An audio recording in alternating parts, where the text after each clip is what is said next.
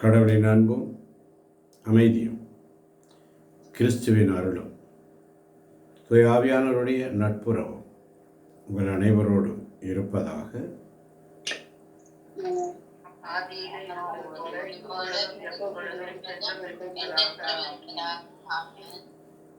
ஜெபமாலையில் ஒரு முக்கியமான ஒரு காரியத்தை ஆண்டவர் சொல்கிறார். ஜெபமாலை மாதம், ஜெபமாலை ஜெபிக்கிறோம். அதில் ஒரு காரியம் ஆண்டவர் என்ன கற்றுக் கொடுக்குறாரு. சீடர்கள் என்ன செய்கிறாங்க? ஆண்டவரே எங்களுக்கு கற்றுத்தார், ஜெபிப்பதற்கு கற்றுத்தார் என்று சொல்லி. அதில் ஆண்டவராக இயேசு கிறிஸ்து அழகாக கற்றுக் கொடுப்பார். 7 வகையான விண்ணப்பங்கள் அதில் இருக்கிறது. அல்லேலூயா. 7 வகையான விண்ணப்பங்கள். அப்போ 7 வகையான விண்ணப்பங்களில் முதலாவது என்று சொன்னால் ஆண்டவரை போற்றுவது, ஆண்டவரை மகிமைப்படுத்துவது. இரண்டாவது 2 பார்ட்டாக பிரிச்சிங்கன்னா, முதல் பார்ட்டு பார்த்தீங்கன்னா, பரலோகத்தில் இருக்கிற எங்கள் பிதாவே உம்முடைய நாமம் பரிசுத்தப்படுவதாக, அர்ச்சிக்கப்படுவதாக, உம்முடைய ராஜ்யம் வருக, உம்முடைய சித்தம் பரலோகத்தில் செய்யப்படுவது போல பூலோகத்திலும் செய்யப்படுவதாக என்ற ஆண்டவருடைய திருவுளத்தை நாடும்படி ஆண்டவர் கற்றுத்தருது. அடுத்த செகண்ட் பார்ட்டில் பார்த்தீங்கன்னா, எங்கள் அன்றாட உணவை எங்களுக்கு இன்று தாரும். எங்கள் அன்றாட உணவு ஆவிக்குரிய பிள்ளைகளாக இருக்கும் பொழுது நாம் சிந்திக்க வேண்டும் பொழுது, எங்கள் அன்றாட உணவு என்று சொன்னால், அனுதின உணவு என்று சொன்னால் அனுதின மன்னா.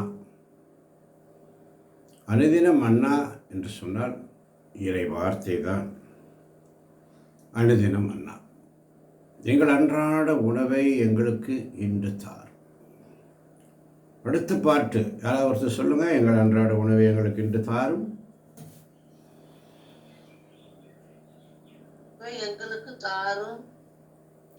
எங்கள் அன்றாட உணவை எங்களுக்கு இன்று தாரும். எங்கள் குற்றங்களை பொறுத்தருளும். மீண்டும் அந்த வார்த்தை சொல்லுங்க. எங்களுக்கு எதிராக குற்றம் செய்வர்களை நாங்கள் பொறுப்பது போல எங்கள் குற்றங்களை பொறுத்தருளும். எங்களுக்கு எதிராக குற்றம் செய்தவர்களை நாங்கள் பொறுத்துள்ளது போல. அப்போ ஜெபமாலை மாதம், ஜெபமாலை சொல்கிறோம். நாம் ஒருவர் மற்றவரை மன்னிக்கிறோமா? மன்னித்து ஏற்றுக்கொள்கிறோமா? அந்த மனப்பக்குவம் நம்மளிடத்தில் இருக்கிறதா? 1000 ஜெபமாலை சொல்லலாம், ஆனால் அந்த மனப்பக்குவம் நம்மளிடத்தில் இருக்கா? நோவாட்டு சொல்கிறோம், எங்கள் அன்றாட உணவு இறைமன்னா, எங்களுக்கு எதிராக குற்றம் செய்தவர்களை நாங்கள் மன்னித்துள்ளது போல. ஆண்டவர் தெளிவாக கற்றுக் கொடுத்திருக்கிறார். மன்னித்துள்ளது போல எங்கள் குற்றங்களை மன்னியும் என்று சொல்லி ஆண்டவரிடத்தில் ஆண்டவரை விட்டு விலகிய நேரங்கள், அவதூறு பேசிய நேரங்கள், அவரை மறுதலித்த தருணங்கள், அவருக்கு எதிராக பேசிய வார்த்தைகள் அனைத்தையும் ஆண்டவர் சமயத்தில் ஒப்பு கொடுப்போமா? ஆவியானவரிடத்தில் கேட்போமா? தூய ஆவியே, அன்பினாவியே,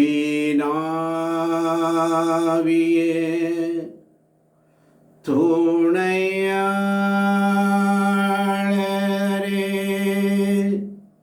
தேற்றும் தெய்வமே,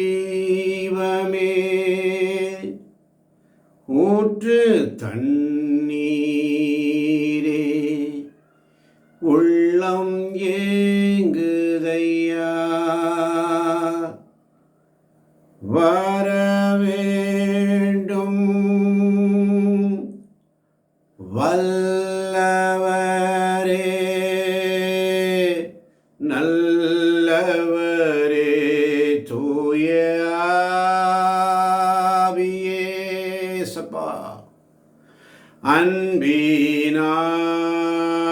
அன்பினாவியே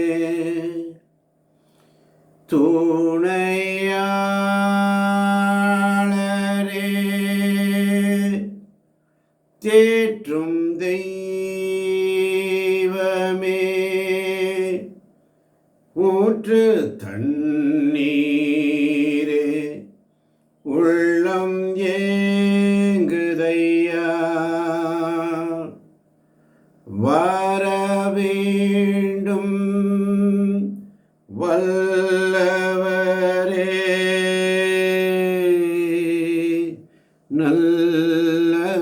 நல்லவரே.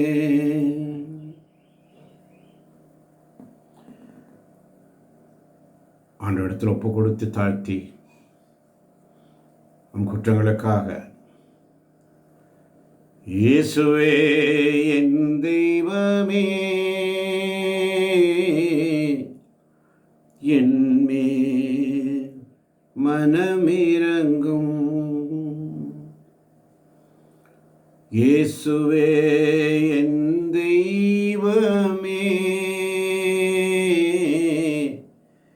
என்மேல் மனமிரங்கும்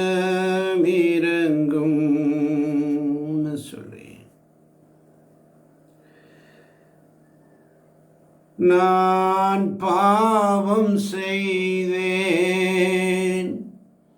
உம்மை நோக செய்தேன் நான் பாவம் செய்தேன் உம்மை நோக செய்தேன் உம்மை தேடாமல் வாழ்ந்து வந்தேன் என்னை மன்னியும் தெய்வமே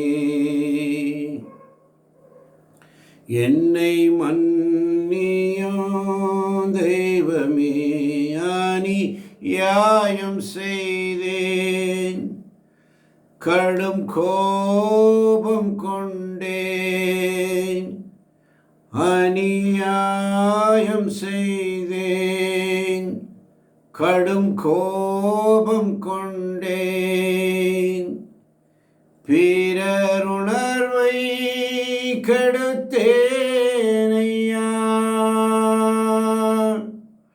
பிறர் மனதை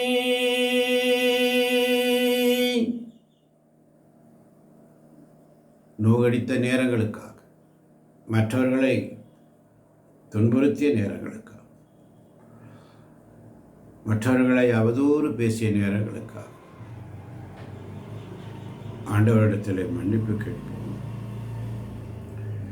மன்னிப்பு கேட்போம் அவர் மன்னிக்கின்ற தேவன் அவர் மன்னிக்கின்ற தேவன் ஒரு நாளும் அவர் விட்டு விலக மாட்டார் விட்டு விலகி போக மாட்டார் அவருடைய 5 காரியங்கள் எல்லோருக்கும் சரி என் உடன்படிக்கையை நான் மாற்ற மாட்டேன் மீற மாட்டேன் உன் குற்றங்களை நான் நினைத்து பார்க்க மாட்டேன் உன்னை விட்டு விலக மாட்டேன் உன்னை நேசிக்காமல் என்னால் இருக்க முடியாது உன்னை அன்பு செய்யாமல் என்னால் இருக்க முடியாது ஒவ்வொரு நாளும் அவரால் முடியாத காரியங்கள் ஒரு நாள் வேதத்திலே வாசிக்கிறோம் நேற்று பார்த்தோம் யோபுவை குறித்து யோபு ஒரு நீதிமான் தன் பிள்ளைகளுக்காக ஒவ்வொரு நாளும் அதிகாலையில் ஒருவேளை என் பிள்ளைகள் உள்ளத்தால் குற்றம் பாவம் உள்ளத்தால் செயல்களால் அல்ல உள்ளத்தால் செய்து விடுவார்களோ என்று பயந்து அவர்களுக்காக எரிபலி செலுத்தி ஸ்தோத்திர பலி செலுத்தி ஆண்டவரிடத்திலே மன்றாடுகின்ற யோபுவின் நிலை நேற்று பார்த்தோம். யோபுக்கு 4 தகர்வுகள். உன்னுடைய சொத்து, சுகம், விலங்குகள், கால்நடைகள், ஏன் அவனுடைய வேலையாட்கள், அதைவிட முக்கியமாக அவனுடைய குழந்தைகள் எல்லாம் பறிபோய்விட்டன. ஆனால் இயேசு யோபுவை கைவிடவில்லை. ஆண்டவர் இயேசு கிறிஸ்து ஆண்டவர் யோபுவை கைவிடவில்லை. ஆனால் யோபுவும் தன் உள்ளத்தால் கூட பாவம் செய்யவில்லை, இறைவனை பழித்துரைக்கவில்லை என்று பார்த்தோம். ஆண்டவரிடத்திலே சர்டிபிகேட் வாங்கின யோபு நீதிமான், என் ஊழியன் யோபுவை பார்த்தாயா, அவனை போல் மாசற்றவனும் தீமையை விலக்கி எனக்கு அஞ்சி நடப்பவனும் இந்த உலகில் எவரெങ്കിലും உண்டோ என்ற சர்டிபிகேட். அதனால தான் இன்னைக்கு ஆவியானவர் நம்மளோடு என்ன பேசுகிறாரு கேட்டா, ஆமோஸ் இறைவாக்கினர் புஸ்தகம் 5ஆம் அதிகாரம் 4ஆம் வசனம். ஆமோஸ் இறைவாக்கினர் புஸ்தகம் 5ஆம் அதிகாரம் 4ஆம் வசனம். ஆமென். இஸ்ரவேல் வீட்டாருக்கு ஆண்டவர் இவ்வாறு கூறுகிறார், என்னை தேடுங்கள் நீங்கள் வாழ்வீர்கள். இஸ்ரவேல் வீட்டாருக்கு ஆண்டவர் இவ்வாறு கூறுகிறார், என்னை தேடுங்கள் நீங்கள் வாழ்வீர்கள். ஆமென். ஆமென். இஸ்ரேல் வீட்டார் நமக்கு புதிய உடன்படிக்கையின் மக்கள், புதிய இஸ்ரேல் மக்களாகிய நமக்கும் இந்த வார்த்தை பொருந்தும். இஸ்ரேல் வீட்டாருக்கு ஆண்டவர் இவ்வாறு கூறுகிறார், என்னை தேடுங்கள் நீங்கள் வாழ்வீர்கள். ஆண்டவரை தேடுங்கள். அதனால தான் 6ஆம் வசனத்தில் இன்னும் அழகாக சொல்லப்பட்டிருக்கிறது. வாசிக்க கேட்போமா? 6ஆம் வசனம். ஆமென். ஆண்டவரை தேடுங்கள் நீங்கள் வாழ்வீர்கள். இல்லையே அவர் யோசேப்பின் வீட்டில் மேல் தீ மூள செய்வார், அந்நெருப்பு அதை விழுங்கிவிடும். பெத்தேலில் அந்நெருப்பை அணைக்கக்கூடியவர் எவரும் விடார். ஆண்டவரை தேடுங்கள் நீங்கள் வாழ்வீர்கள். இல்லையேல் அவர் யோசேப்பின் வீட்டின் மேல் தீ மூள செய்வார், அந்நெருப்பு அதை விழுங்கிவிடும். பெத்தேலில் அந்நெருப்பை அணைக்கக்கூடியவர் எவரும் விடார். ஆமன் வாழ்ந்தவர்களே, பாவ சோதனையில் அழுகி செத்து கொண்டிருப்போருக்கான நிச்சயமான ஒரு மாற்று மருந்து இதுதான். கடவுளை தேடு, நீ வாழ்வாய். பாவம் நம்மை புதைக்கிறது. கடவுளின் கரம் பற்றும் முயற்சி நம் நம்பிக்கையை உயிர்க்க செய்கிறது. வேதனை, விரக்தி, கண்ணீர், கவலை, கொலை, பழி என துன்பங்கள் கழுத்துக்கு மேலே போனாலும் கடவுளை தேடும்போது வாழ்வதற்கான வழி பிறக்கும். அல்லேலூயா.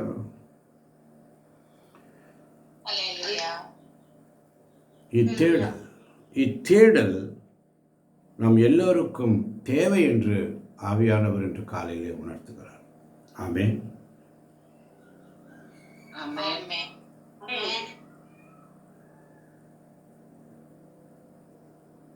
கடவுளின் கரம் பற்றும் முயற்சி நம் நம்பிக்கையை உயிர்க்க செய்யும்.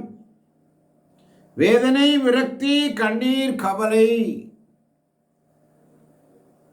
கொலைப்பழி என துன்பங்கள் மற்றும் பாவப்பழி என்ற துன்பங்கள் கழுத்துக்கு மேலே போயிட்டாலும் கடவுளை தேடும் பொழுது வாழ்வதற்கான வழி பிறக்கும். இந்த தேடல் தான் ஆண்டவர். என் தேடல் நீ, என் தெய்வமே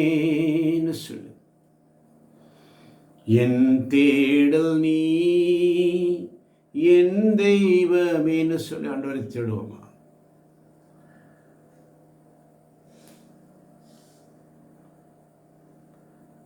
ஆமோஸ் 5ஆம் அதிகாரம் 10ஆம் வசனம் இன்னும் அழகாக சொல்லும். வாசிக்க கேட்போம். வேறு யாராவது? ஆமோஸ் 5:10. ஆமென். நகர்வாயிலில் நின்று கொண்டு தங்களை கண்டிப்பவனை அவர்கள் பகைக்கின்றார்கள். உண்மை பேசுபவனை வெறுத்து ஒதுக்குகின்றார்கள். நகர்வாயிலில் நின்று கொண்டு தங்களை கண்டிப்பவனை அவர்கள் பகைக்கின்றார்கள். உண்மை பேசுபவனை வெறுத்து ஒதுக்குகின்றார்கள். ஆமென், ஆமென், ஆமென். அவர்கள் எவர்கள்? நகர்வாயில் நின்று கொண்டு தங்களை கண்டிப்பவனை பகைக்கிறார்கள். கண்டிப்பவனை பகைக்கிறார்கள். வேத வசனங்களை சொல்லும் பொழுது நேற்று பார்த்தோம். இறைவாக்கினருடைய கண்டிப்புரையை பகைத்தார்கள். எல்லாருக்கும் இதே தலைகுனிவுதான் என்று வேதத்திலே வாசித்தோம், தியானித்தோம். இன்று ஆவியானவர் பேசும் பொழுது நகர்வாயில் நின்று கொண்டு தங்களை கண்டிப்பவனை பகைக்கிறார்கள், உண்மை பேசுபவனை வெறுத்து ஒதுக்குகிறார்கள். அல்லேலூயா.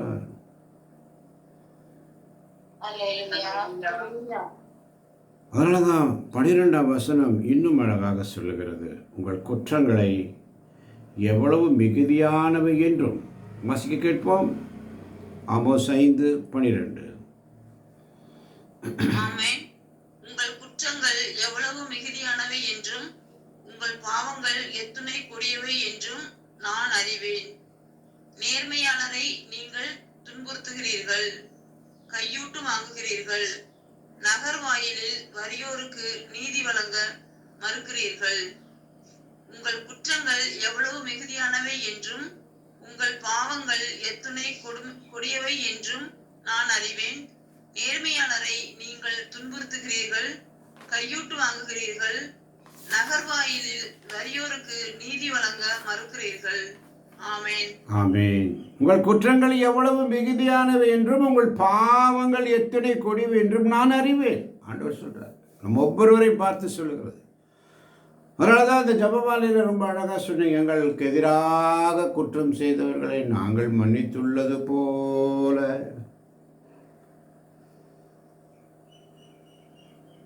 ஜெபம். எங்களுக்கு எதிராக குற்றம் செய்தவர்களை நாங்கள் மன்னித்துள்ளது போல எங்கள் குற்றங்களை மன்னி என்று ஜெபி. வாழ்க்கையில் ஆவியானவர் நமக்கு சொல்லுகிறார். 14ஆம் வசனம் இன்னும் அழகாக சொல்லும். வாசிக்க கேட்போம். 14ஆம் வசனம். நன்மையை நாடுங்கள். ஆமென். நன்மையை நாடுங்கள், தீமையை தேடாதீர்கள். அப்பொழுது நீங்கள் சொல்வது போல படைகளின் கடவுளாகிய ஆண்டவர் உங்களோடு இருப்பார். நன்மையை நாடுங்கள், தீமையை தேடாதீர்கள். அப்பொழுது நீங்கள் சொல்வது போல படைகளின் கடவுளாகிய ஆண்டவர் உங்களோடு. ஆமென், ஆமென், ஆமென். பார்த்தவர்களே, இந்த நாளிலும் சிந்தனை கூட ரோமர் 8:30 பல முறை நாம் தியானித்திருக்கிறோம். நம் ஒவ்வொருவரையும் ஆண்டவர் முன் குறித்திருந்தார், முன்னே அறிந்திருந்தார், நம்மை முன் குறித்தார், அநேகரை அறிந்திருந்தார். ஆனால் நம்மளை மட்டும் ஸ்பெஷலாக முன் குறித்தார், நம்மளை மட்டும் ஸ்பெஷலாக அழைத்தார். அழைக்கப்பட்டவர்கள் அநேகம், ஆனால் தெரிந்து கொள்ளப்பட்டவர்கள் ஒரு சிலர். அந்த ஒரு சிலர் தான் இன்னைக்கு இந்த கூகுள் மீட்டில் அழைத்து ஆண்டவருக்கு ஏற்புடைய பிள்ளைகளாக நம்மை ஒவ்வொரு நாளும் மாற்றி அவருடைய மாட்சியில் நம்மை பங்கு பெற செய்து அவருடைய ஊழியத்திற்காக நம்மை பக்குவப்படுத்தி தயார்படுத்தினார். அல்லேலூயா. அவர் செய்த நன்மைகளை நாம் மறந்து போய் ஆண்டவரை மறுதலிக்கிற பிள்ளைகளாக இருக்கக்கூடாது. அவரை தேடுகிற பிள்ளைகளாக, அதனால தான் ஓசையா புஸ்தகத்திலையும் அழகாக சொல்லுகிறது. ஓசையா புஸ்தகத்தில் மிக அழகாக சொல்லப்பட்டிருக்கிறது பிள்ளைகள். ஒவ்வொரு வசனங்களை ஒவ்வொரு புஸ்தகங்களை எடுத்து பார்க்கும் பொழுது ஓசையா 4ஆம் அதிகாரம் 16ஆம் வசனம் பாருங்க. கட்டுக்கடங்காத இளம் பசுவை போல இஸ்ரேல் மக்கள் பிடிவாதமாயிருக்கின்றார்கள். ஆண்டவர் அவர்களை பரந்த புல்வெளியில் ஆட்டுக்குட்டியை போல் மேய்க்க முடியுமா? சிந்தித்து பார்ப்போம் பிள்ளைகளே. கட்டுக்கடங்காத இளம் பசுவை போல இஸ்ரேல் மக்கள் பிடிவாதமாக இருக்கிறார்கள். ஆண்டவர் அவர்களை பரந்த புல்வெளியில் ஆட்டுக்குட்டியை போல் எப்படி மேய்க்க முடியும்? என்ன அழகான வசனத்தை ஆண்டவர் கொடுக்கிறார். அதனால தான் யோனாவை ஆண்டவர் தெரிந்தெடுக்கிறார். யோனா தீர்க்கதரிசியை ஆண்டவர் தெரிந்தெடுக்கிறார். யோனா புஸ்தகத்தை திருப்பிக் கொள்ளுங்கள். யோனா புஸ்தகம்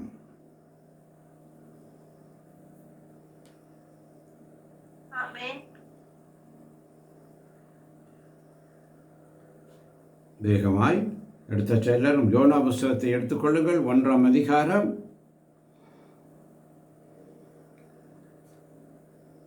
1 முதல் 3 வரை உள்ள வசனங்களை யாராவது ஒருவர் வாசிக்கலாம். ஆமென். அமித்தாயின் மகன் யோனாவுக்கு ஆண்டவரின் வாக்கு அருளப்பட்டது. அவர், நீ புறப்பட்டு நினிவே மாநகருக்கு போய் அதற்கு எதிராக முழக்கமிடு, ஏனெனில் அவர்கள் செய்யும் தீமை என் திருமுன் எட்டிற்று என்றார். யோனாவோ ஆண்டவரிடமிருந்து தப்பியோட எண்ணி தர்சீசுக்கு புறப்பட்டார். அவர் யோப்பாவுக்கு போய் அங்கே தர்சீசுக்கு புறப்படவிருந்த ஒரு கப்பலை கண்டார். உடனே கட்டணத்தை கொடுத்துவிட்டு ஆண்டவர் திருமுன் நின்று தப்பியோட அந்த கப்பலில் ஏறி அதில் இருந்தவர்களோடு தர்சீசுக்கு பயணமானார். ஆமென். ஆமென். யோனா என்று சொன்னால் புறா என்று அர்த்தம். புறா என்றால் இஸ்ரேலை குறிக்கும் ஒரு அடையாள பெயர். பரிசுத்த ஆவியானவரை காமிக்கிறாங்க. எப்படி? புறா வடிவில் காமிக்கிறாங்க. இப்போ யோனாவுக்கு ஆண்டவருடைய வார்த்தை கிடைக்கிறது. யோனா என்ன செய்கிறார்? யோனா என்ன செய்கிறார்? சற்று சிந்தித்து பார்ப்போம் தேவப்பிள்ளைகளே.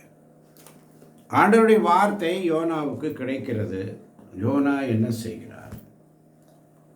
ஆண்டவரின் திருமுன் நின்று தப்பியோட எண்ணினார். ஆமென். என்ன சொல்றார் ஆண்டவர்? நீ புறப்பட்டு நினிவே மாநகருக்கு போய் அதற்கு அழிவு வரப்போகிறது என்று அங்குள்ளோருக்கு அறிவி சொல் என்று ஆண்டவருடைய வார்த்தை கிடைக்கிறது. அவர்கள் செய்யும் தீமைகள் என் கண்முன்னே வந்து குவிகின்றன என்று சொல்லி ஆண்டவருடைய வார்த்தை யோனாவுக்கு கிடைக்கிறது. யோனாவோ 3ஆம் வசனம், ஆண்டவரிடமிருந்து தப்பியோட எண்ணி தர்சீசுக்கு புறப்பட்டார். உடனே யோப்பாவுக்கு போகிறாரு. அங்கே தர்சீசுக்கு புறப்படுவிருந்த ஒரு கப்பலை பார்க்கிறார். அந்த கட்டணத்தை கொடுத்து விட்டு கப்பலில் ஏறி இருந்ததோடு தர்சீசுக்கு போகிறார். ஆனால் ஆண்டவருடைய சித்தம் என்ன? ஆண்டவர் சொன்ன வார்த்தை என்ன? யோனா ஆண்டவருடைய வார்த்தைக்கு கீழ்ப்படியாமல் நினிவே மாநகருக்கு போகும்படி ஆண்டவர் கட்டளையிடுகிறார். யோனாவோ தர்சீசுக்கு வேற்று மாற்று வழியாய் திரும்பி போகிறார். இன்று நாமும் அப்படித்தான். ஆண்டவருக்கு ஊழியம் செய்ய ஆண்டவர் நம்மை அழைத்து, முன்குறித்து, முன்னறிந்து, அழைத்து, ஏற்புடையவராக்கி, மாட்சியில் பங்கு பெற செய்து, அவருடைய பணியை செய்வதற்காக நம்மை பக்குவப்படுத்தி, ஆயத்தப்படுத்தி, ஆண்டவர் நம்மை அப்படியே ஒரு ஸ்பெஷல் பீப்புளாக வச்சு இந்த இடைவிடா சகாய மாதா பரிந்துரை ஜபக்குழுவில் கடந்த 5 ஆண்டுகளாக வழிநடத்தி, கற்பித்து, கண்டித்து, திருத்தி, நம்மை ஒவ்வொரு நாளும் போஷித்து, நம் தேவைகளை அனைத்தையும் சந்தித்து வருகிறார். ஆனால் நம்முடைய நிலைமை எப்படி இருக்கிறது? யோனாவை போல இருக்கிறதா? ஆண்டவருக்கு ஊழியம் செய்ய கணக்கு பார்க்கிறோமா? ஆண்டவருக்கு ஊழியம் செய்ய அவருடைய சமூகத்தில் உட்கார அவருடைய வார்த்தைகளை வாசிக்க யோசிக்கிறோமா? உடனே ஆண்டவருக்கு கீழ்ப்படியாமல் ஆண்டவரிடமிருந்து தப்பியோடு அந்த யோனாவுடைய நிலை என்ன ஆகிறது? 4ஆம் வசனத்தை வாசிக்க கேட்போம். ஆமென். ஆனால் ஆண்டவர் கடலில் கடுங்காற்று வீசும்படி செய்தார். கடலில் பெரும் கொந்தளிப்பு உண்டாயிற்று. கப்பல் உடைந்து போகும் நிலையில் இருந்தது. ஆனால் ஆண்டவர் கடலில் கடுங்காற்று வீசும்படி செய்தார். கடலில் பெரும் கொந்தளிப்பு உண்டாயிற்று. கப்பல் உடைந்து போகும் நிலையில் இருந்தது. ஆமென். கடலில் கடுங்காற்று. ஆண்டவருடைய சித்தத்திற்கு ஆண்டவருடைய வார்த்தைக்கு கீழ்ப்படியாமல் போகும் பொழுது தர்சீசுக்கு பயணப்பட்ட கப்பல் கடலில் கடுங்காற்று வீசும்படி செய்கிறார். கடலில் பெரும் கொந்தளிப்பு ஏற்படுகிறது. கப்பல் உடைந்து போகும் நிலையில் இருந்தது. ஏன் அந்த நிலை? இன்னைக்கு நம்முடைய இல்லங்களிலும் உள்ளங்களிலும் இப்படிப்பட்ட ஒரு சீர்கட்ட நிலை தான் இருக்கிறது. ஆண்டவருக்கான நேரத்தை நம்மால் கொடுக்க முடிவதில்லை. ஆண்டவருக்காக நேரத்தை ஒதுக்க முடிவதில்லை. ஆண்டவருக்கான நேரத்தை செலவழிக்க முடிவதில்லை. அவரை விட்டு விலகி போகிறோம். அப்படி விலகி போகும்பொழுது நம்முடைய உள்ளங்களிலும் இல்லங்களிலும் இது போன்ற கடுங்காற்றும் கொந்தளிப்பும் குழப்பங்களும் கஷ்டங்களும் நஷ்டங்களும் தோல்விகளும் வரத்தான் செய்கிறது. இது ஆண்டவரால் வந்தது என்று யாரும் சொல்ல முடியாது. நம்முடைய மீறுதல்கள் நாள் வருகின்ற நாம் நமக்கு தாமே தீமைகளை வருத்திக் கொள்கிறோம். ஆண்டவரிடத்தில் ஒப்புக் கொடுப்போம். இப்போ யோனாவுக்கு ஆண்டவர் என்ன செய்கிறார்? 5ஆம் வசனம். ஆமென். கப்பலில் இருந்தவர்கள் திகிலடைந்தார்கள். அவர்கள் ஒவ்வொருவரும் தம் தம் தெய்வத்தை நோக்கி மன்றாடலானார்கள். கப்பலில் இருந்தவர்கள் திகிலடைந்தார்கள். அவர்கள் ஒவ்வொருவரும் தம் தம் தெய்வத்தை நோக்கி மன்றாடலானார்கள். அவர்கள் ஒவ்வொருவரும் தம் தம் தெய்வத்தை நோக்கி மன்றாடலானார்கள். ஜெபிக்க ஆரம்பிச்சாங்க. செய்த குற்றம் இங்கே என்ன? யோனாவா இல்லை அந்த மக்களா? யாருக்கு அந்த தீங்கு நிலைந்தது? இப்போ கடவுளுடைய திட்டம் என்ன? யோனாவை தெரிந்தெடுத்து இந்த இடத்துக்கு போ, அங்கே இருக்கிற மக்களுடைய பாவம் தீமைகள் என் முன்னால் வருது, அந்த ஊருக்கு அழிவு வர போகிறது என்று சொல்லி யோனாவை அனுப்புகிறார். யோனாவோ ஆண்டவரிடத்திலிருந்து தப்பி ஓடி தர்சீசுக்கு பயணப்படுகிறார். அந்த கப்பலிலே அநேக பயணிகள் இருக்கிறார்கள். இப்போ அந்த கப்பலில் இருந்தவர்கள் திகில் அடைகிறார்கள். ஏன் நமக்கு இந்த குழப்பம்? இப்போ நம்ம எல்லாம் நினைப்போம், யோனா செய்த தவறுனால தான் அந்த கப்பல் இருந்தவர்களுக்கு எப்படி இந்த குழப்பம் வந்துச்சு என்று சொல்லி நாம் நினைப்போம். அப்படித்தான் நினைக்க தோணும். இந்த யோனா ஒருத்தம் பண்ண தப்புனால அந்த கப்பல் இருந்த அத்தனை பேருக்கும். ஆனால் ஆண்டவருடைய திட்டம் வேறு. தேவ பிள்ளைகளே, கப்பலில் இருந்தவர்கள் அல்லேலூயா, கப்பலில் இருந்தவர்கள் திகிலடைந்தார்கள். ஒவ்வொருவரும் தம் தெய்வத்தை நோக்கி ஜெபிக்க ஆரம்பித்தார்கள். ஆமென்.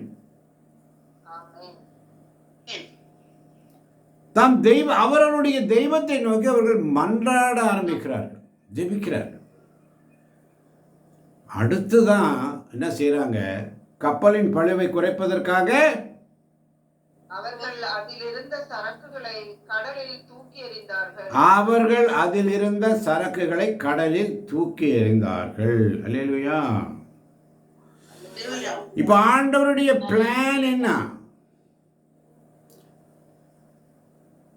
யோனா கீழ்ப்படியில் ஆண்டவர்கிட்ட தப்பி ஓடுறான், மாற்று கப்பலில் ஏறி ஓடுறான். யோனாக்கு சொன்ன வார்த்தை யோனா கீழ்ப்படியாமல் மாறி ஓடுறான் தர்சீசு பக்கம். இப்போ அவன் ஓடின கப்பல் இருந்தவங்களுக்கும் பேராபத்து நெருங்கி விட்டது. அல்லேலூயா. ஒருத்தனுடைய கீழ்ப்படியாமை அந்த கப்பலில் இருந்தவர்களுக்கும் அங்கே சில பிரச்சனைகளை சந்திக்க வேண்டியிருக்கிறது. அல்லேலூயா. ஆனால் ஆண்டவருடைய திட்டம் வேறு. தேவ பிள்ளைகளை, யோனானால தான் அவங்களுக்கு அந்த பிரச்சனை நம்ம பிளான் பண்ணக்கூடாது.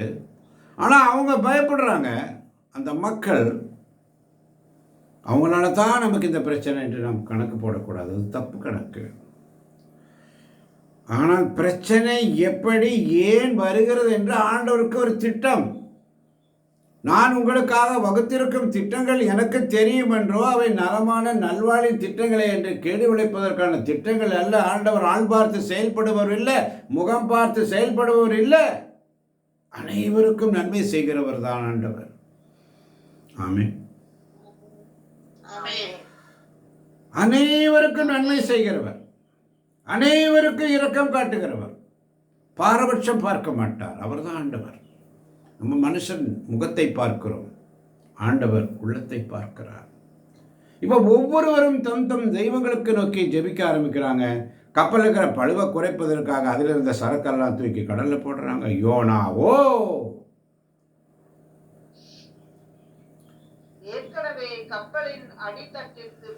ஏற்கனவே கப்பலின் அடித்தட்டுக்கு போய் படுத்து அயர்ந்து தூங்கிக் கொண்டிருந்தார். யோனாவோ. இன்னைக்கு நம்ம அப்படிதான் இருக்கோம். ஆண்டுடைய சமூகத்தில் அதிகாலையில் அவருடைய கட்டளை என்ன? 5:30 மணிக்கு உள்ள வரணும். எத்தனை பேர் வந்தோம்? எத்தனை பேர் உண்மையாக வந்தோம்? ஆண்டவரை தேடி வந்தோம்.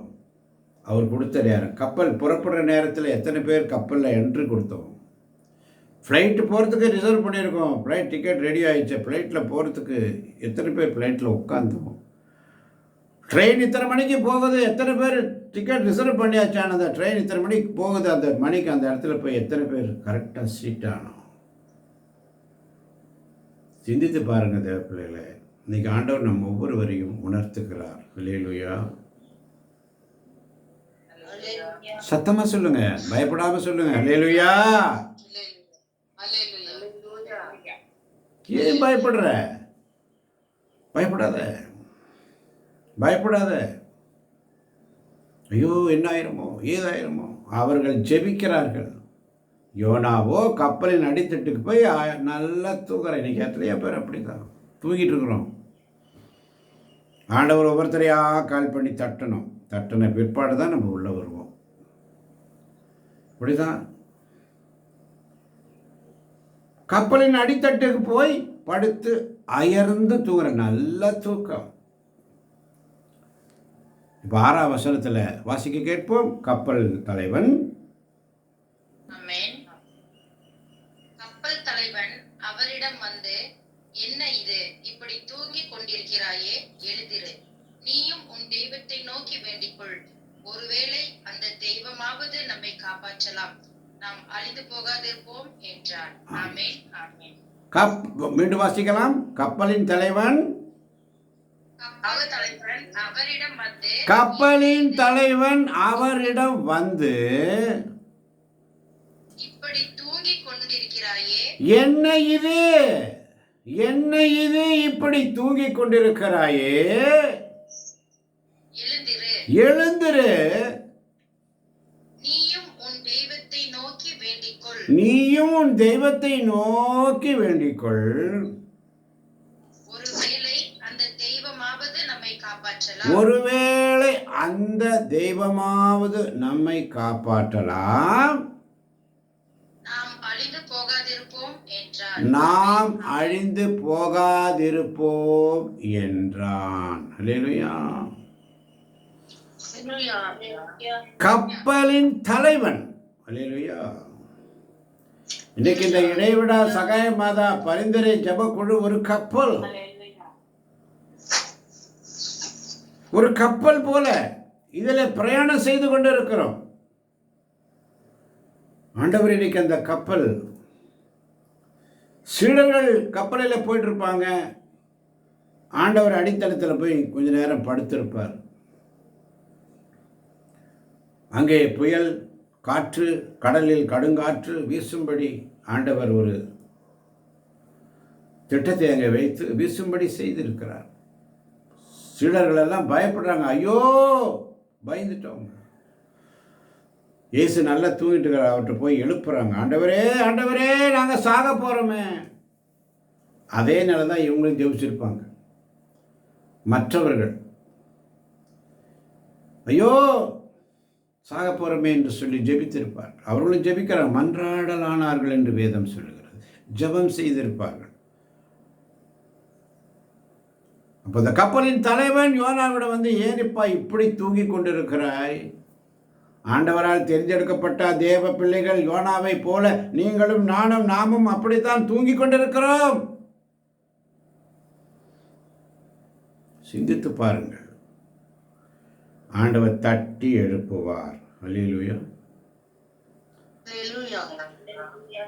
ஆண்டவர் தட்டி எழுப்ப நீங்க நினைக்கலாம், அவ்வளோதான், இது முடிஞ்சு போயிட்டான், இனி அவனை கூப்பிடுறது பிரயோஜனம் இல்லை, அவன் நம்ம எதுக்கு கூப்பிடணும், அவன் எதுக்கு நமக்கு என்று சொல்லி ஒதுக்கி இருக்கலாம். ஆனால் கப்பல் தலைவன் யோனாவை வந்து, எந்திரி, என்ன இப்படி தூங்கிட்டு இருக்க? ஆவியானவர் நம்ம ஒவ்வொருவரையும் தட்டி எழுப்புவார். அழைக்கப்பட்டவர்களை. அல்லேலூயா. நல்லா தூங்கிட்டு இருக்கிறார் யோனா. தட்டி எழுப்புவார். எழுப்பி கொண்டு வந்து உட்கார வைப்பார். ஆமென்.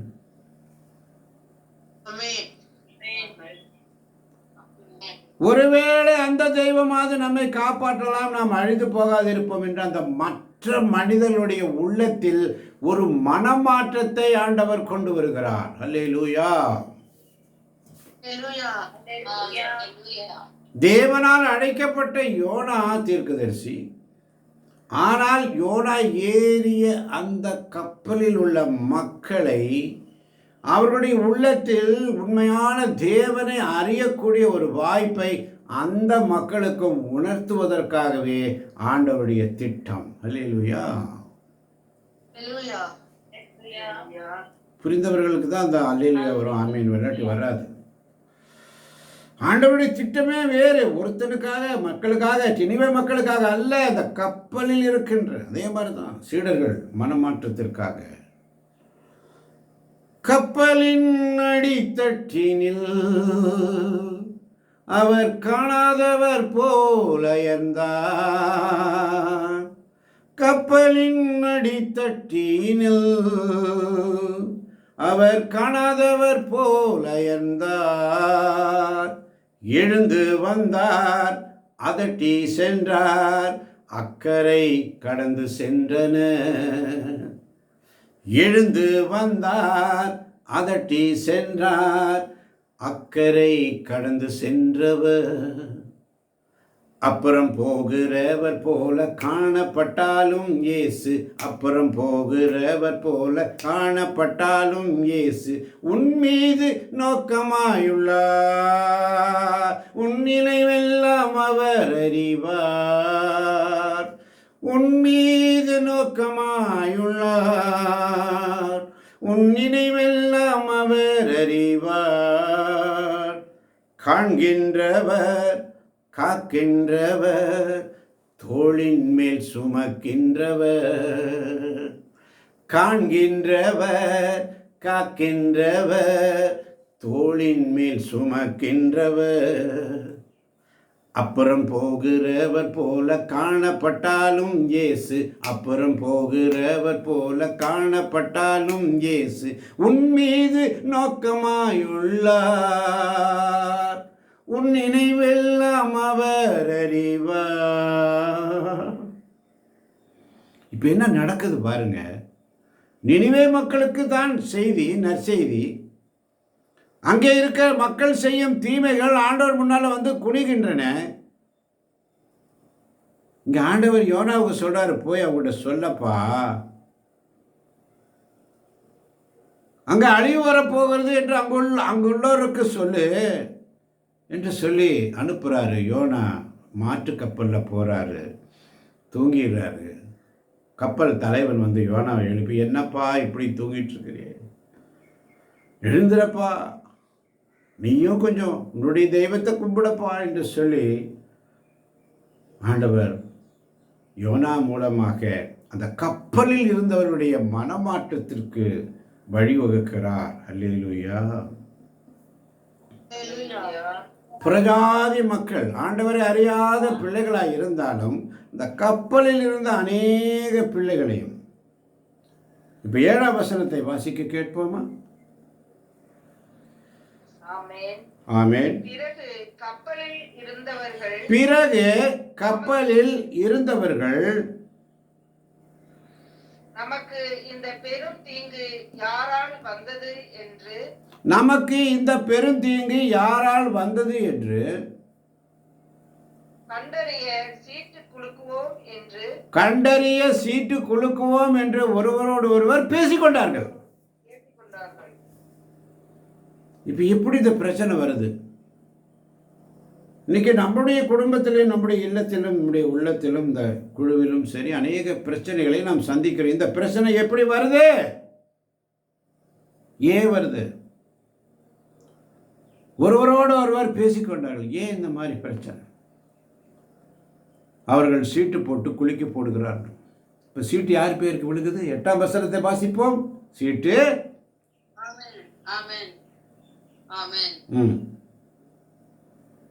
சீட்டு யோனாவின் பெயருக்கு விழுந்தது. சீட்டு யோனாவின் பெயருக்கு விழுந்தது. எனவே அவர்கள் அவரை நோக்கி இப்பொழுது சொல், இந்த பெருந்தீங்கு யாரால் வந்தது? இப்பொழுது சொல், இந்த பெருந்தீங்கு யாரால் வந்தது? உன் வேலை என்ன? உன் வேலை என்ன? எங்கிருந்து வருகிறாய்? உன் நாடு எது? உன் நாடு எது? உன் இனம் எது? உன் இனம் எது என்று கேட்டார்கள். 9ஆம் வசனம் தொடர்ந்து வாசிங்க சகோதரி. அப்படியே அதற்கு அவர் நான் ஒரு எபிரேயன், நீரையும் நிலத்தையும் படைத்த விண்ணக கடவுளாகிய ஆண்டவரை வழிபடுபவன் என்று சொன்னார். நாம் ஒவ்வொருவரும் தேர்ந்தெடுக்கப்பட்ட பிள்ளைகள் யோனாவை போல. அல்லேலூயா. நான் ஒரு எபிரேயன், நீரையும் நிலத்தையும் படைத்த விண்ணக கடவுளாகிய ஆண்டவரை வழிபடுபவன், வேற்று தெய்வங்களை வழிபடுவன் அல்ல. நான் கர்த்தர் சமூகத்தில் நிற்கிறவன். ஆண்டவர் உணர்த்துகிறார். அல்லேலூயா. இதை நம்ம உணராமலே நமக்கு கொடுக்கப்பட்ட பணியை செய்வதற்கு தயங்கி ஓடி ஒளிந்து கொள்கிறோம். அல்லேலூயா. ஆண்டவரால் முன் குறித்து வைக்கப்பட்டவர்கள் எங்க போனாலும் ஆண்டவர் விட மாட்டாரு. ஆமேன், ஆமேன், ஆமேன். அவருடைய பிள்ளைகளை எங்கேயும் தப்பிச்சோட முடியாது. அவரால் தெரிந்தெடுக்கப்பட்டு, பிரித்தெடுக்கப்பட்டு, முன் குறிக்கப்பட்டு, முன் அழைக்கப்பட்டு, தேவ சித்தத்தை நிறைவேற்றுவதற்காக பயிற்சி கொடுத்து, ஏற்பாடு செய்து, அவருடைய மாட்சியில் பங்கு பெற செய்து, அவருடைய பணியை செய்வதற்காக ஒவ்வொரு பிள்ளைகளையும் ஆண்டவர் செதுக்கி வைத்திருக்கிறார். அல்லேலூயா. நம்முடைய ஃபியூச்சர் எப்படி இருக்கணும்னு அவருக்கு தெரியும். ஆனால் நம்முடைய பாஸ்ட் எப்படி இருந்ததுன்னு நமக்கு தெரியும். அல்லேலூயா. நம்முடைய பாஸ்ட் நேற்றைய தினம். ஆனால் இன்னைக்கு நேற்றைய துயரமெல்லாம் இன்று மறைந்ததையா, நிம்மதி பிறந்ததையா, நிரந்தரமானதையா.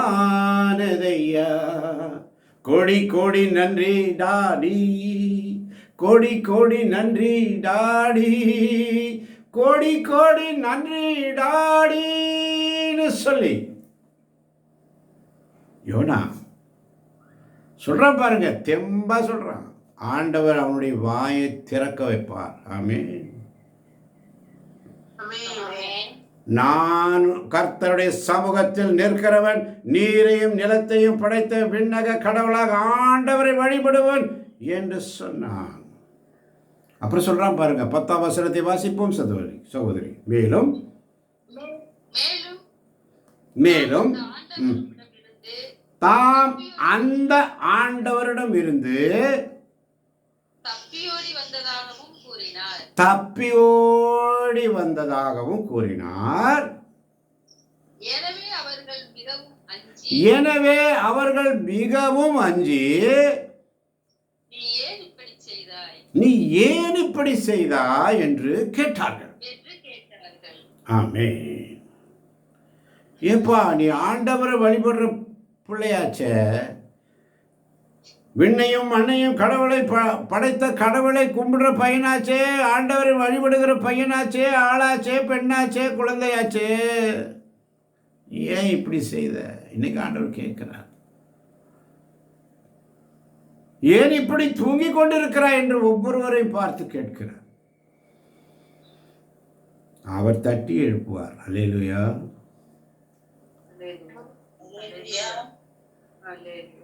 நீங்க எழுப்பாட்டியும் அவர் எழுப்புவார். அல்லேலூயா. அவன் எப்படியோ போட்டோம், யோனா எப்படியோ போட்டோம். யோனா ஆண்டவர் தேர்ந்தெடுத்துட்டாரு, அவன் போய் தூங்கிட்டான். ஆனா ஆண்டவரால் முன்குறிக்கு வைக்கப்பட்ட யோனா ஆண்டவருடைய தீர்க்கதரிசி, உன்னை தொடுகிறவன் என் கண்மணியை தொடுகிறான். யோனாவை ஆண்டவர் பொக்கிஷமான வச்சிருக்கிறாரு. அவன் கொஞ்சம் கீழ்ப்படியாம போய் தூங்கிட்டான்.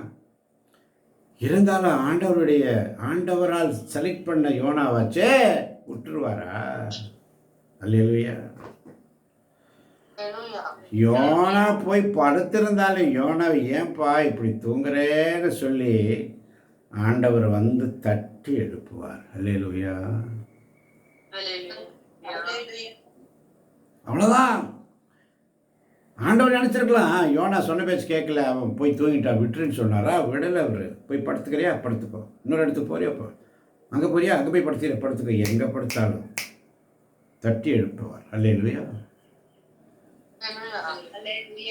யோனானால அந்த கப்பலில் இருக்கிற மற்ற பிரயாணிகளும் மனமாற்றத்திற்கு ஆண்டவருடைய பிளான். அல்லேலூயா.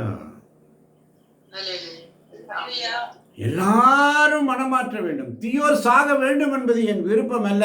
மாறாக தீயோர் தங்கள் பாவங்களிலிருந்து விலகி மன்னிப்பு பெற்று என்னிடத்துல வந்து சேரணுன்றதான் என்னுடைய நோக்கம். அல்லேலூயா.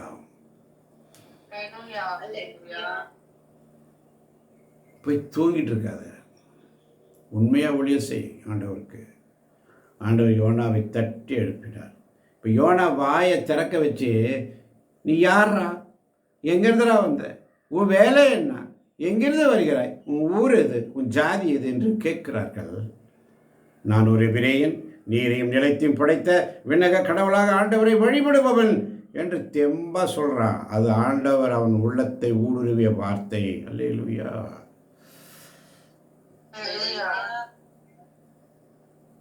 இப்ப ஆண்டவரிடம் வந்து நீ தப்பி ஓடி இருக்கிறாய். அப்ப சொல்றாரு பாருங்க 10ஆம் வசனத்துல, மேலும் தாம் அந்த ஆண்டவரிடமிருந்து தப்பி ஓடி வந்ததாக கூறினார். எனவே அவர்கள் மிகவும் அஞ்சி, நீ ஏன் இப்படி செய்தாய் என்று கேட்டார்கள். இப்ப ஆண்டவர் என்ன பண்றாரு பாருங்க 11ஆம் வசனத்துல,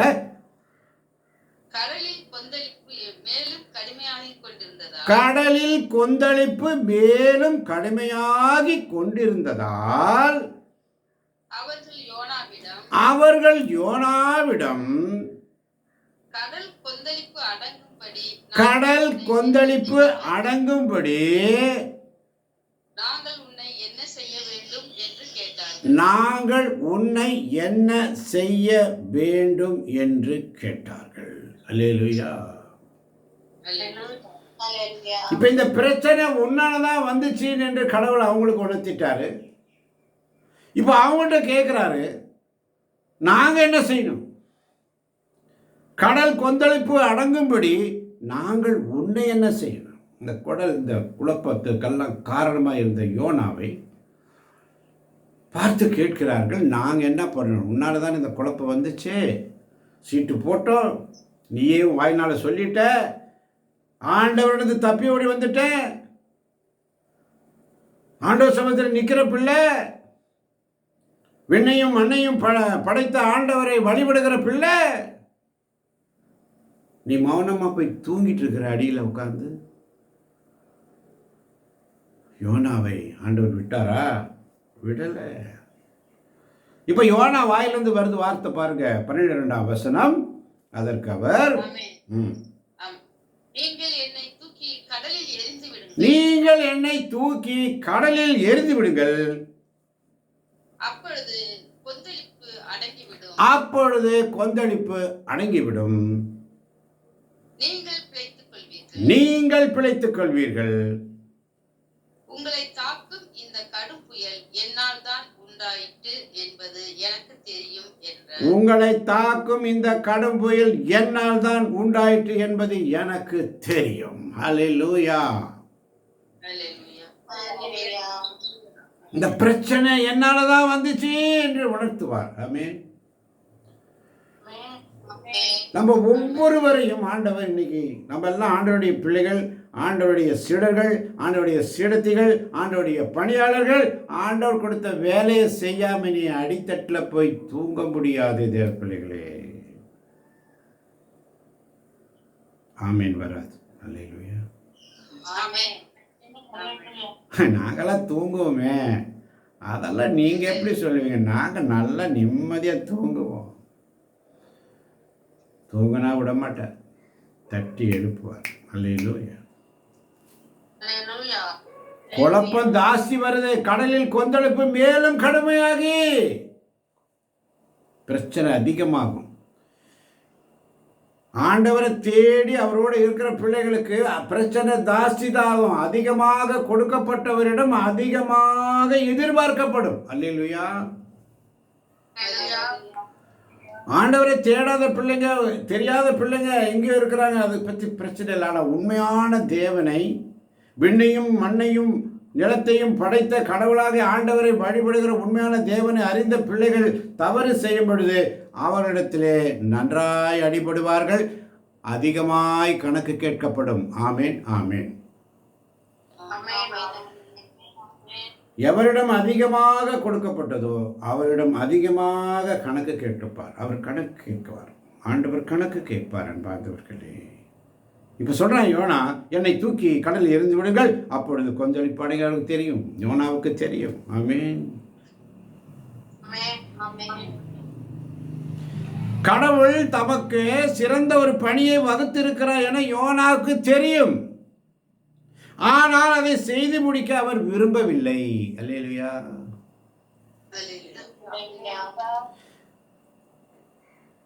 தர்சீசுக்கு ஓடுறாரு. அவருக்கு தெரியும், தீர்க்கதரிசி இதெல்லாம் பண்ணலன்னா இது நடக்கும்னு அவருக்கு தெரியும். ஆண்டவர் வார்த்தைக்கு கீழ்ப்படையலைன்னா என்ன நடக்கும்னு அவருக்கு தெரியும். ஏன்னா ஆண்டவரால் தெரிந்து கொள்ளப்பட்ட யோனா, ஆண்டவரால் அபிஷேகம் பண்ணப்பட்ட யோனா, ஆண்டவருடைய வார்த்தையை தினமும் ரிசீவ் பண்ற யோனா, ஆண்டவரால் மாட்சியில் பங்கு பெற செய்த யோனா. இப்போ யோனா என்ன சொல்றாரு? என்னை தூக்கி போட்டுருங்க, உங்கள் பிரச்சனையெல்லாம் சால்வ் ஆயிரும்னு சொல்றாரு. அவருக்கு தெரியும், உங்களை தாக்கும் இந்த கடவுள் என்னால் தான் உண்டாயிட்டு என்று எனக்கு தெரியும். தூக்கி போட்டுரு, என்ன தூக்கி போட்டுரு. இன்னைக்கு நிறைய பேர் என்னை தூக்கி போட்டுருங்க, நான் என்ன பிரயோஜனம், என்னால் தான் இந்த பிரச்சனை, என்னை தூக்கி போட்டுருங்க, இந்த பிரச்சனைக்கெல்லாம் காரணம் நான் தான், என்னை தூக்கி போட்டுருங்க. சொல்ல முடியுமா? சொல்ல முடியுமா? யோனா சொன்னார், ஆயினும் அவர்கள் என்ன செய்கிறாங்க? 13ஆம் வசனம். ஆயினும் அவர்கள் அவர்கள் கரை யாரா ஒருத்தர் வாசிங்க. சேர மிகுந்த வலிமையுடன் தண்டு வலித்தனர். ஆமீன், ஆனால் அவர்களால் இயலவில்லை. ஆமீன். ஆயினும் அவர்கள் கரை போய் சேர மிகுந்த வலிமையுடன் தண்டு வலித்தனர், ஆனால் அவர்களால் இயலவில்லை. அல்லேலூயா. அவர்களால் முடியல. இறைவாக்கினர் அங்கே வச்சுட்டு அவரை தூக்கி போட்டுட்டு அவர் இல்லாமல் அங்கே ஒன்றும் பண்ண முடியாது என்று அவர்களுக்கு தெரிந்திருந்தது. ஆயினும் அவர்கள் கரை போய் சேர மிகுந்த வலித்த, ஆனால் அவர்களால் இயல்பு. ஏனெனில் கடலில் கொந்தளிப்பு மேலும் மிகுதியாகி கொண்டே இருந்தது. மேலும் மிகுதியாகி பிரச்சனை அதிகமாகி போயிட்டு இருக்குது அன்பார்ந்தவர்களே. அல்லேலூயா.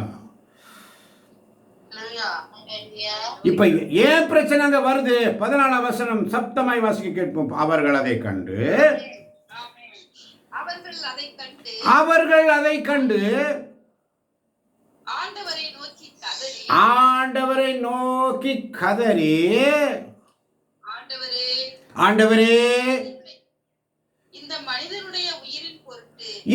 மனிதனுடைய உயிரின் பொருட்டு எங்களை அழிய விட வேண்டாம். குற்றமில்லாத ஒருவனை சாகடித்ததாக எங்கள் மீது பழி சுமத்த வேண்டாம். குற்றமில்லாத ஒருவனை சாகடித்ததாக எங்கள் மீது பழி சுமத்த வேண்டாம். ஏனெனில் ஆண்டவராகிய நீரே உமது திருவுளத்திற்கேற்ப இவ்வாறு செய்கிறீர் என்று சொல்லி மன்றாடினார். வாவ், கரங்களை தட்டி ஆண்டவரை மகிமைப்படுத்தலாம். எல்லாம் உற்சாகமா. அல்லேலூயா. சுவஷக்காரா ஏஷதர கபரன மனுஷலியன ரகா ரிபுலரன கபதுர சதர சதர மனுஷரக சதர. ஆண்டவரே, இந்த மனிதனுடைய உயிரின் பொருட்டு எங்களை அழிய விட வேண்டாம். குற்றமில்லாதவர்களை சாகடித்ததா எங்கள் மீது பழி சுமத்த வேண்டாம். ஏனில் ஆண்டவராகிய நீரே உமது திருவுளத்திற்கேற்ப இவ்வாறு செய்கிறேன் என்று சொல்லி ஜெபிக்க ஆரம்பித்தார்கள். அல்லேலூயா. நல்லா புரிஞ்சுக்கணும் தேவ பிள்ளைகளே. யோனா பார்த்து அவங்க முதல்ல என்ன செய்யறாங்க? தாங்கள் 5ஆம் வசனத்திலே கப்பல் இருந்தவர்கள். 5ஆம் வசனத்தை வாசிக்கலாம் சத்தமாய். கப்பல் இருந்தவர்கள்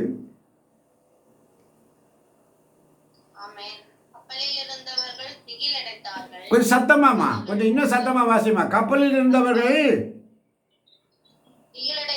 திகிலடைந்தார்கள், பயப்பட்டார்கள். அவர்கள் ஒவ்வொருவரும் தம் தம் தெய்வத்தை நோக்கி மன்றாடலானார்கள். ஒவ்வொருவரும் தம் தம் தெய்வத்தை, ஒருவருக்கு ஒரு கடவுள். அல்லேலூயா.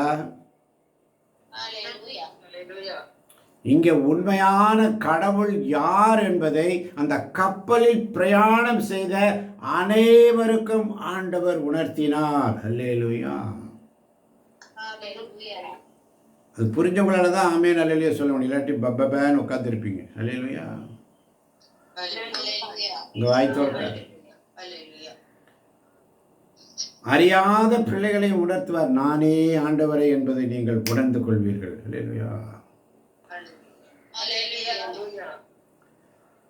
அதான் அவருடைய வார்த்தை, யோனாவுடைய வார்த்தை எப்படி இருக்கு? நீ யார், உன் நாடு எது, உன் இனம் எது என்று அவர்கள் கேட்டபோது இந்த தொந்தரவு எப்படி வந்துச்சு என்று சொல்லும் பொழுது, இந்த தொந்தரவு விண்ணையும் மண்ணையும் படைத்த கடவுளாகிய ஆண்டவரை வழிபடுகிற என்னால் வந்தது என்பதை அங்கே அறிக்கையிடுகிறான்.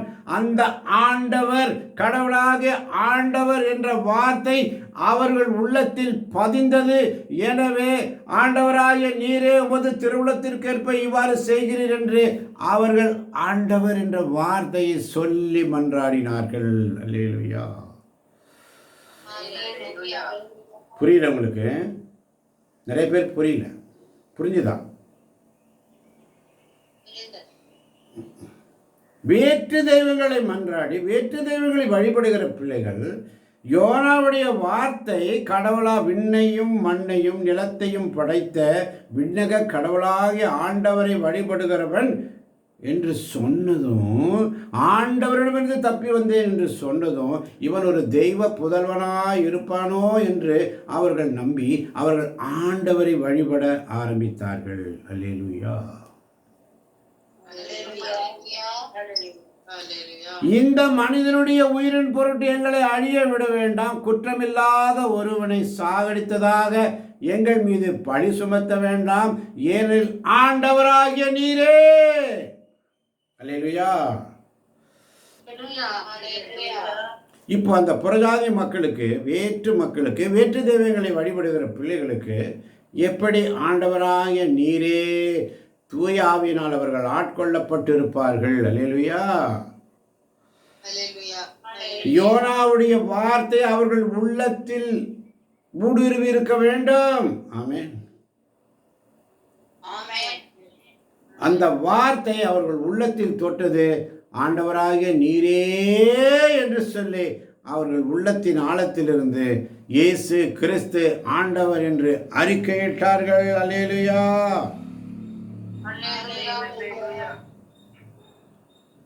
நீரே உமது திருவுளத்திற்கேற்ப இவ்வாறு செய்கிறீர் என்று சொல்லி மன்றாடினார்கள். ஆமென்.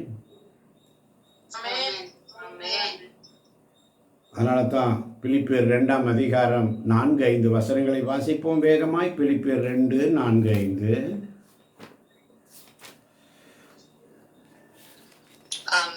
ஆமென். நீங்கள் யாவரும் உங்களை சார்ந்தவற்றில் அல்ல, பிறரை சார்ந்தவற்றிலே அக்கறை கொள்ள வேண்டும்.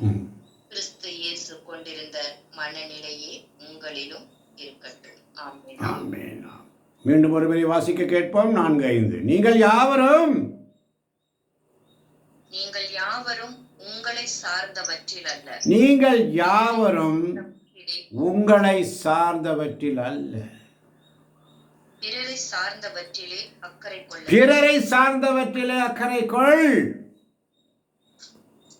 கிறிஸ்து இயேசு கொண்டிருந்த மனநிலையே உங்களிலும் இருக்கட்டும். கிறிஸ்து இயேசு கொண்டிருந்த மனநிலை உங்களிடையே இருக்கட்டும். அல்லேலூயா.